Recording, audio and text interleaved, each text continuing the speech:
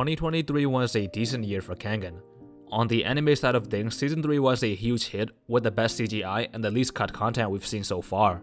And say what you will about the quality of the manga, I've been very critical of it myself, but we had the Inside arc which was pretty solid and provided some much needed progression for the overall story, and we got to learn about the worm the most this year even though that story is still whatever. What I'm saying is Kengan has seen worse days, okay? But with less than 3 chapters left for 2023, we now look forward to 2024. And it's the optimist in me, but I think this year has the most potential for Kengan since the KVP. And so I thought it would be a good idea to make a video about things I want to see Standardvich do in the future to improve on Omega and put out a more consistent product, or save the manga if we're being dramatic. I have one specific thing in mind that I think is the make or break for Kengan in 2024, the one thing that Sandra has to get right no matter what, so stick around until the main part of our discussion. But before I get to that, I want to mention just some small unrelated critiques and things I want to see Sandra do or change in 2024, so starting with less inconsequential storytelling. This right here is one of my biggest issues with modern Kengan Omega. There's no need for Lolong to be the center of attention for over 60 chapters, nearly half a year, just for him to fight Oma once, lose, and then despawn from the story and appear like only once every 10 months.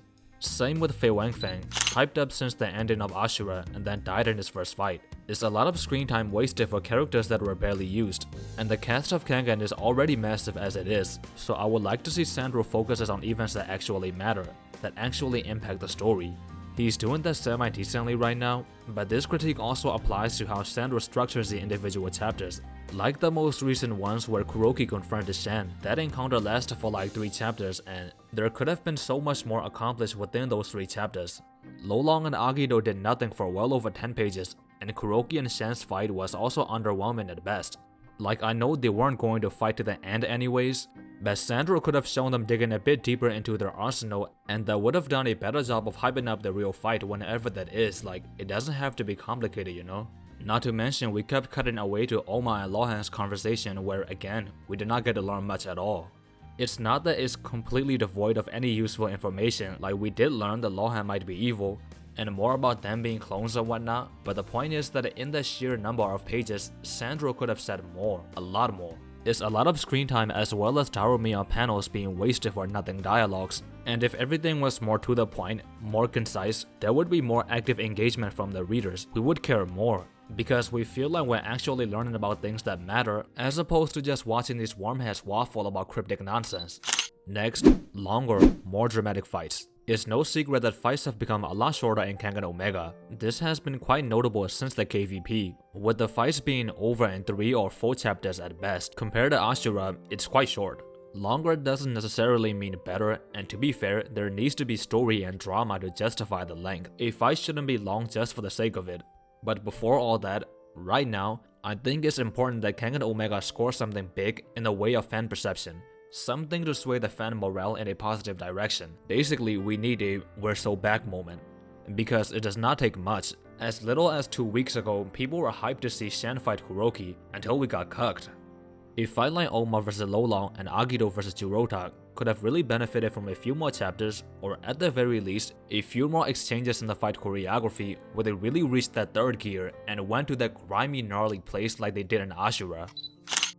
A more consistent showcase of important characters. If Sandro has an endgame in mind for most of the major story threads, he has to start working towards that goal with more efficiency. There needs to be more forward thinking and planning ahead of time as to who will be the focus and who will be featured mostly.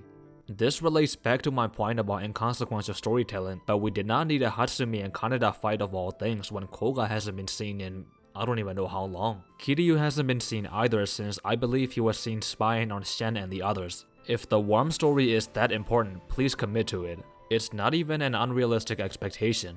Early Omega Koga was great, like just a fun character and fun period for Kengan. Koga, Taiga Nico, Ryuki and Kiryu. The stop and start showcase of those characters need to stop because considering they're key players in the main story, the fan perception around them and their development is just not good right now.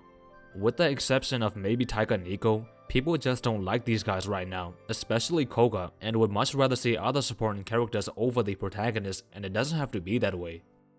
And with that out of the way, let's enter the main course of today's video. In my opinion, the one thing that can make or break Kengan in 2024, the one area where Sandrovich must absolutely deliver. The real champion tournament. You may or may not have seen this comment, but until the KAT2, I think this tournament will be the one thing that people will take very seriously. Some people might tune out and drop the manga if the tournament turns out to be shambolic. Some parts of the KVP did that for sure. And some old fans might be brought back if the tournament turns out to be excellent, which I hope it does. But anywho, I think Kengan is at its best when it's actually drawing strong reactions from the fans. It's either the whole fanbase unanimously loves something and we're all hyped, or we're all like, what the hell is Sandro doing? Even the latter at least is hilarious, and I much prefer that to the, I guess it's okay, the lukewarm purgatory that we've been in since the Berserker Bowl.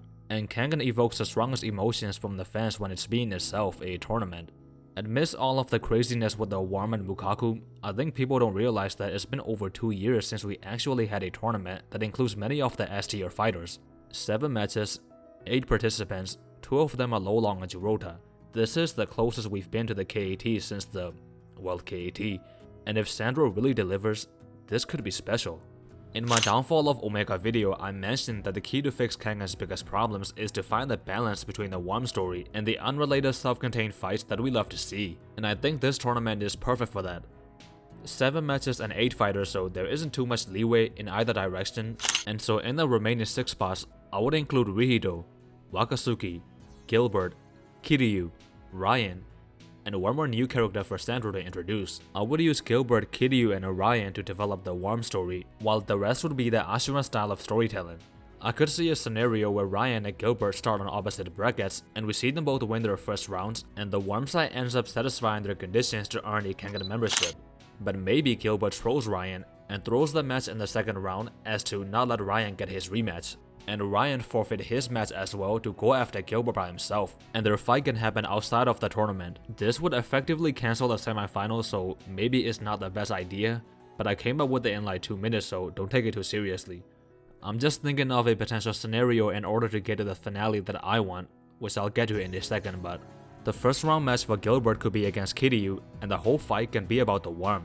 And this might sound crazy, but hear me out. I want to see Lolong fight Rihido in the finals. This could be the definitive climax of Rihido's story and the journey that he's been on since Ashura. You can tell a beautiful underdog story with this fight. It would be full of imagery and parallels. First, fighting Lolong would be like if Rihido was back in that moment when he fought Kuroki. And if he loses but he still managed to make Lolong get serious, who will go on and win the entire thing, it would also be another really nice parallel to Oma and Kuroki's fight. If the presentation is right, Rihido can lose without looking weak. And with Oma in a way being Rihido's rival that started everything, this could be the crowning moment for Rihido, like he has arrived. He's on the level now. Kuroki would be proud of him as well. And simultaneously, Lolong would also look good and finally have something to his name that matches up to how hyped up he was. I just want to see something with deep storytelling like that, and I hate to keep repeating this, but I just want to see Sandro recapture the same magic of Ashura, the very thing that made us all fall in love with this manga in the first place. Will Sandrovich do anything even remotely close to what I just wrote? Probably not. It's just what I want to see personally to restore the feeling, if you will. Sandrovich does not owe us anything, definitely not the international fans. Sure, we could say we supported the anime on Netflix and whatnot, but at the end of the day, Kengan or any manga for that matter will always cater to the Japanese audience because they actually buy the volumes and put food on the author's table. By the same token, we don't owe Sandro anything and should be allowed to say what we want about the manga as long as it's not personal attacks rooted in malicious intent. I think some people make it deeper than it has to be. To me, Kengan is special. It's more than just a manga for me, and I want to see it be in its best version, no more and no less than that.